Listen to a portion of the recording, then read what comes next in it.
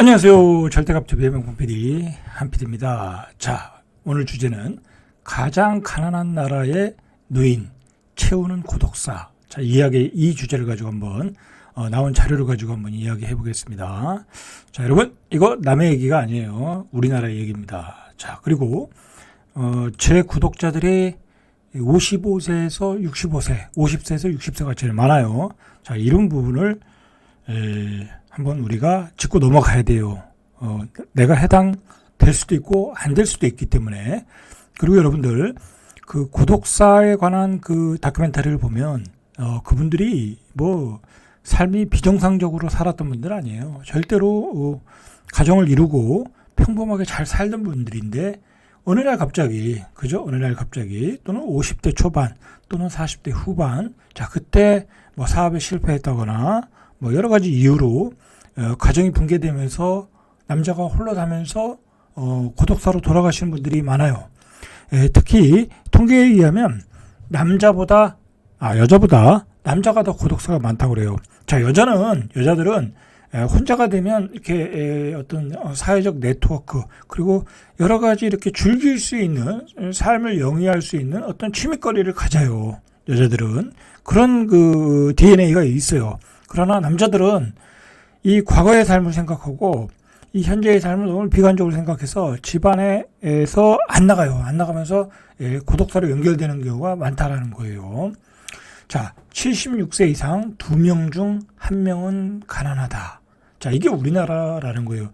76세 이상 2명 중 1명은 가난하다. 여러분, 2명 중 1명은 76세 이상이면 가난하다는 게 대한민국의 통계예요. 대한민국의 통계다. 그래서 노인의 빈곤율이 OECD 1위다라는 거예요. 1위다.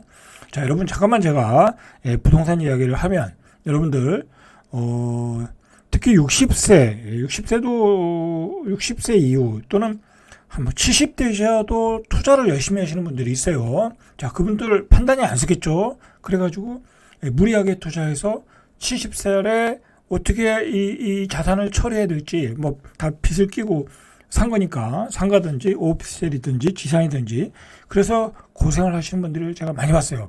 절대 70대 이후는 투자하는 거 아니다.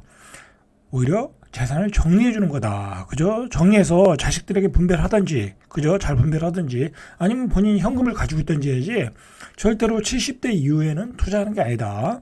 제 생각에는 조금 더 내려와야 돼요. 한 65세 이상은 투자하는 게 아니다. 그렇게 저는 보고 있거든요. 자, 그럼 그런 기준을 가지고 판단하셔야지, 꼭 노욕을 부리다가 이렇게 노인 빈곤율이 이 가난한 노인으로 전락할 수 있는 계기를 스스로 만들고 있더라라는 얘기예요. 제가 주변에서 보면. 자, 한국의 노인 빈곤율이 경제협력기구 OECD 선진국들이죠. 그죠? 회원국 중 1위다. 그러니까 우리나라는 어떻게 보면 풍요로운 나라이기도 하지만은 어떻게 보면 굉장히 가난한 나라야. 가난한 나라. 이 삶의 질이 떨어지는 나라야. 왜냐면 은퇴하고 나서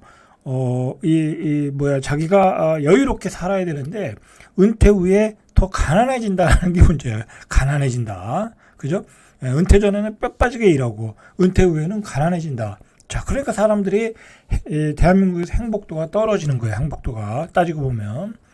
자, OECD가 국가별 노인 빈곤율을 공개한 2009년 이후 가장 가난한 나라의 노인, 그리고 노다라는 거예요. 우리나라가. 자, 19일 OECD가 최근 공개한 보고서에 따르면, 자, 제목이 한눈에 보는 연금 2023년이에요. 자, 이게 따르면 2020년 기준으로 한국의 2020년 기준이에요. 한국의 66세 이상 노인 인구의 소득 빈곤율은 40.4%. 그러니까 소득 빈곤율이면 뭐 가난한 빈곤율이죠. 수입이 적다라는 거죠. 그러니까 기본적으로 가지고 있는 어떤 소득을 가지고 생활을 못하는 빈곤율이 40.4%다라는 거야. 10명 중에 66세 이상이에요. 10명 중에 6명은 가난하게 살고 있다. 그런데 OECD 회원국의 평균이 얼마냐면 14%라는 거야. 그러니까 OECD보다 3배 높다. 뭐 미국이나 뭐 일본이나 다른 선진국보다 우리가 3배 높다. 노인들이 3배 가난하게 살고 있다라는 거예요. 그죠? 지금 현재로는 그렇겠죠. 자, 소득 빈곤율이라는 건 뭐냐면 평균 소득이 빈곤 기준선인 중위가격 가처분 소득의 50% 미만인 인구의 비율이에요. 그러니까 뭐 어렵게 생각하지 말고 중위 가구의 가처분 소득의 50% 미만인 인구의 비율이다. 그렇게 보시면 되겠죠. 자, OECD 가입국 중 노인의 소득 빈곤율이 40%대에 달할 정도로 높은 국가는 한국밖에 없다. 한국밖에 없어요. 자, 보시죠. 자, 한국 다음으로 높은 나라가 에스토니아 34.6%, 노인 평균 소득 가처분 소득률 빈곤율이 34.6%, 라트비아 32%. 자, 30대. 이건 이 나라는 좀 그나마 높은 거야. 일본이 20%. 그죠? 미국이 22.8%. 자, 일본의 노인들은 잘 사는 거예요. 잘 사는 거예요. 노인 빈곤율이 낮은 국가들은 유럽들은 그래서 복지국가라고 하는 거예요. 아이슬란드가 3.1%, 노르웨이가 3.8%, 덴마크가 4.3%. 자, 우리의 10배야, 우리의 10배. 우리가 이런 나라의 10배예요. 프랑스가 4.4%. 그러니까 서유럽이나 북유럽의 국가들의 노인들을 보면 굉장히 복지 혜택을 받으면서 아주 편안한 노후를 보내고 있죠. 그러면서 웰다잉으로 가는 거죠. 이 사람들은. 자, 우리 노인들은 빈곤 속에서 혼자 고독하게 살다가 고독사 하는 경우가 많다. 자식이 있어도 요즘 뭐 자식들하고 같이 안 살죠. 그죠? 같이 살 수가 없잖아요. 그죠? 같이 사는 것도 싫어하고 다 싫어하죠. 부모님도 싫어하고 자식도 싫어하고. 그러면 그냥 혼자 살다가 또 혼자 죽는 거야. 알고 보면. 자, 한국의 노인 빈곤율은 고령층으로 갈수록 더 악화된다. 자, 66세 이상 노인 인구 중 66세부터 75세의 노인 소득 빈곤율은 31.4. 그러니까 평균보다는 좀 낮아. 그죠? 그나마 66세부터 75세. 그런데 76세 이상으로 가면 노인 빈곤율이 52%로 확 늘어나. 자, 왜 그럴까요? 그죠? 왜 그럴까? 왜 76세 되면 왜 그럴까요? 이거 뭐 가족을 위해 다 바치는 거지. 재산도 다 바치는 거지. 그죠? 나 몰라라 하는 거지. 자식들은. 자, 이렇게 76세에 가면은 둘 중에 한 명은 가난하게 살고 있더라. 그리고 76세 되면 아무 일도 할 수 없잖아. 그죠? 거의 아무 일도 할 수 없잖아.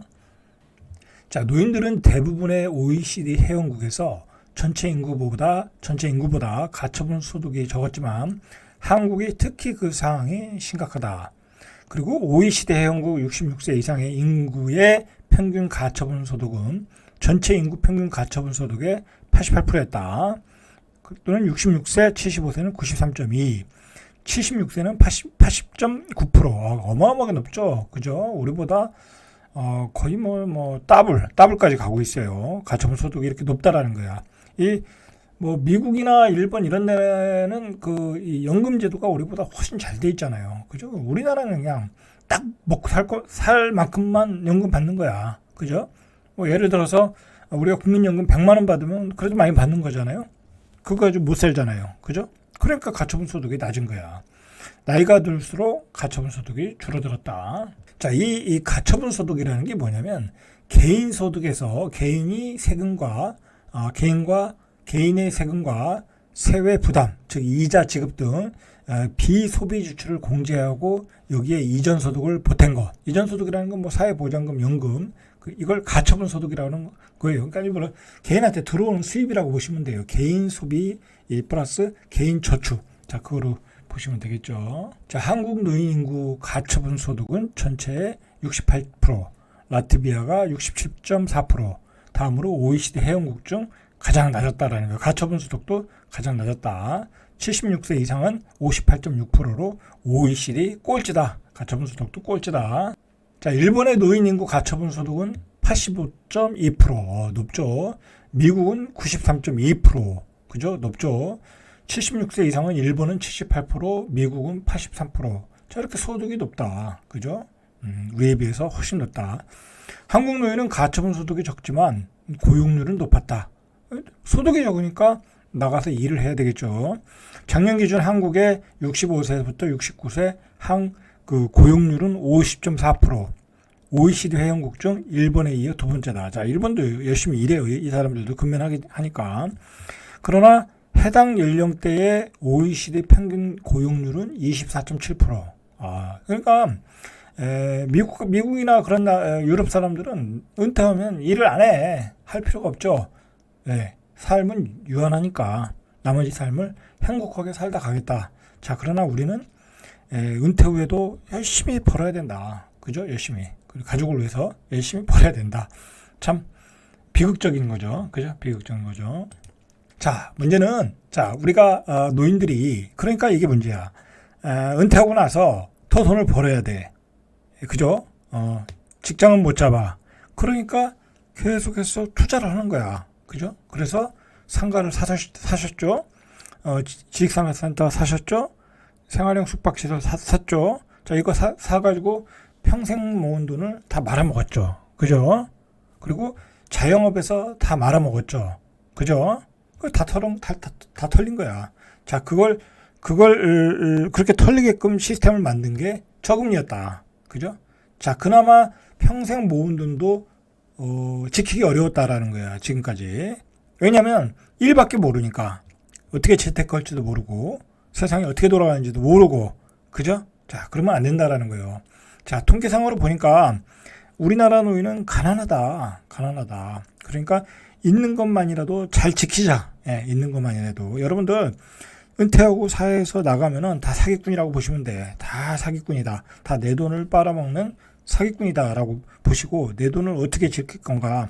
그리고 그냥 똑같이 근면하게 사시면 돼. 전에 직장 다녔던 것 같이 똑같이 근면하게 사시면 돼. 욕심 부리지 말고. 그죠?